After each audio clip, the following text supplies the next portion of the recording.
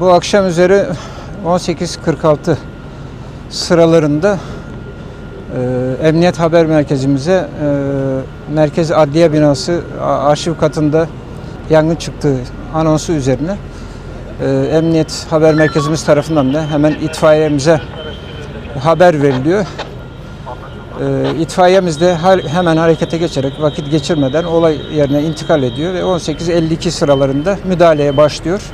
Yangın çıkan yer arşiv katı, belirttiğim gibi adliye binasının. Ama bir bölümünde, tabii arşiv çok değişik bölümlerden oluşuyor. Bunun sadece bir bölümünde yangın görülüyor. Çok yoğun bir duman var tabii, çünkü yanan malzemenin hem kağıt, plastik olmasından dolayı itfaiyelerimiz büyük bir azimle, cesaretle içeriye giriyor arkadaşlarımız. Müdahaleye başlıyor. Müdahaleye başladıktan bir süre sonra yangının çıkış noktası, esas çıkış yerini bularak oraya da müdahale ettiler. Şu anda yangın tamamen kontrol altında. Herhangi bir alev yok yangında. Yalnız çok yoğun bir duman var içeride. Bu dumanın tahliyesi için çalışıyorlar. Yangını ilk gören arkadaş, gece görevlisi, adliyedeki arkadaşımız, yangın tüpüyle müdahale etmek istiyor. Tabii yangın tüpü boşaldıktan sonra yapabileceği fazla bir şey kalmaması nedeniyle hem de dumandan etkilenmesi nedeniyle dışarıya çıkıyor. Hastaneye kaldırıldı. Önemli bir sağlık problemi yok.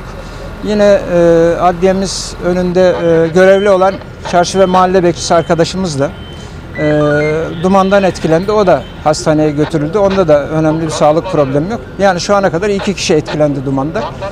İtfaiye ekiplerimiz zaten tedbirli olarak maskeyle ve tüplerle giriyorlar yangın mahalline.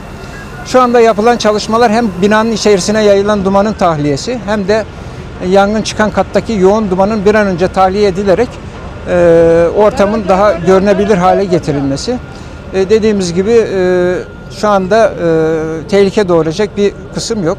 İçeriye giren arkadaşlarımızın ifade ettiği, itfaiye görevlisi arkadaşlarımızın yaklaşık 30 metrekarelik bir alanda etkilenme var. Yani suyla müdahale 30 metrekarelik bir alana yapılmış.